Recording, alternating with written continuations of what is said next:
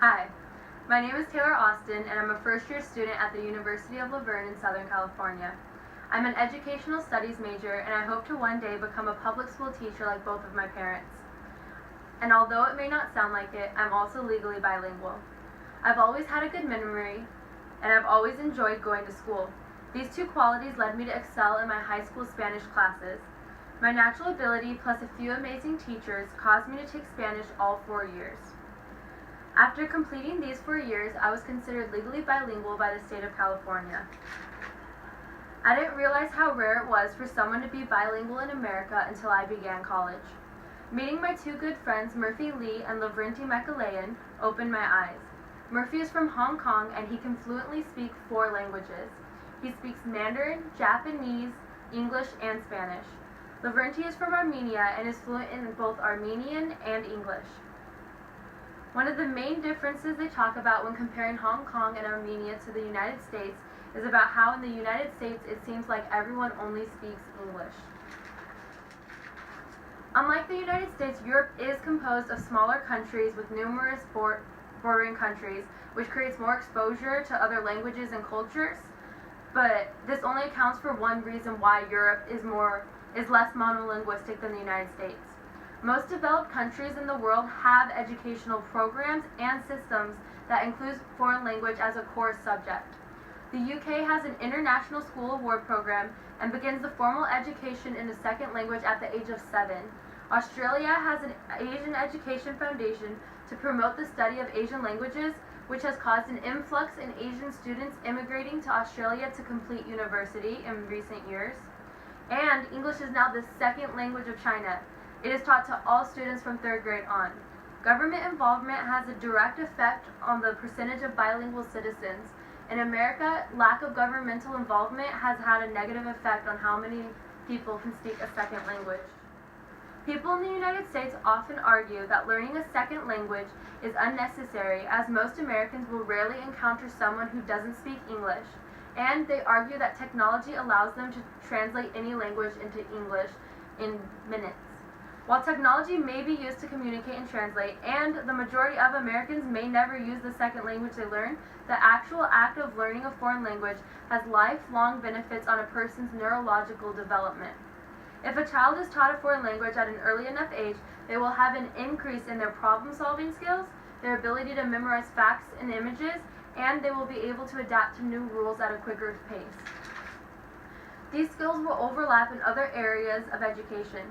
They'll be able to solve math word problems at a quicker pace, they will gain a higher reading comprehension at an earlier age, and they will be more well-behaved in the classroom since they'll be able to adapt to the new rules.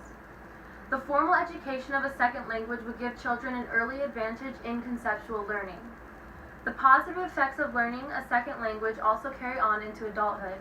The act of learning a second language activates parts of the brain that stimulates the cognitive reserves.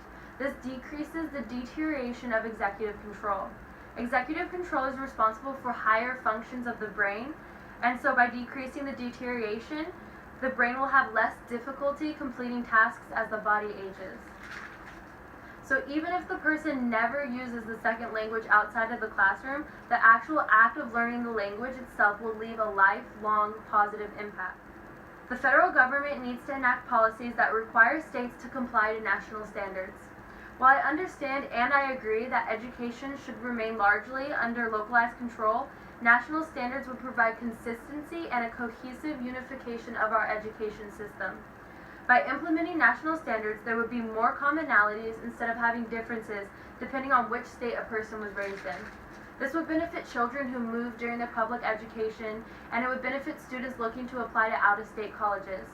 National standards would take away some localized control, but it would not create national dominance.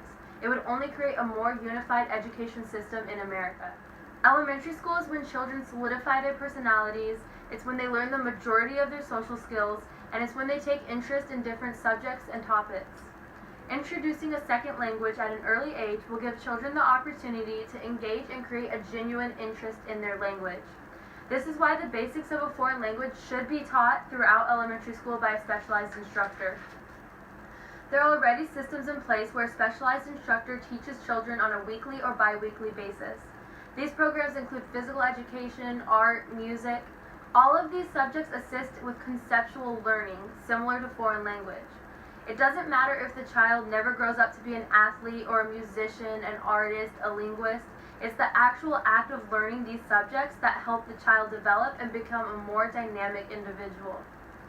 High school is the time when students become heavily involved in extracurriculars. They get involved in sports, clubs, student leadership, band, even honors classes. Keeping this in mind, foreign language education should only be a requirement for 3 consecutive years as a prerequisite to graduate.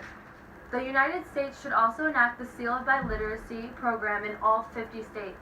The Seal of Biliteracy program was created in California in 2008 with the hopes of increasing the levels of biliteracy in the state. This program states that if students complete a set of prerequisites which involve taking the same foreign language for 4 years in a row, or passing an advanced placement exam or one of an equivalent level, then the state will consider you legally bilingual.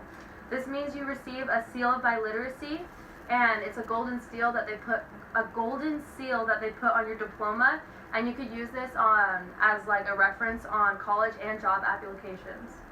Since California developed this program, 35 states have adopted their own seal of biliteracy, and some states have adopted it as recently as November of 2018. The Seal of Biliteracy was a huge influence on me when choosing to take my 4th year of Spanish, and I honestly believe if all 50 states had similar programs, there would be a drastic increase in the number of bilingual citizens. Being bilingual has so many benefits, from creating communication with other cultures to developing the human brain. The United States needs to reevaluate and renovate its current system of education in order to help its citizens. Learning a foreign language is still to this day one of the best decisions I've ever made, and I hope more people will be able to experience what I did. Thank you.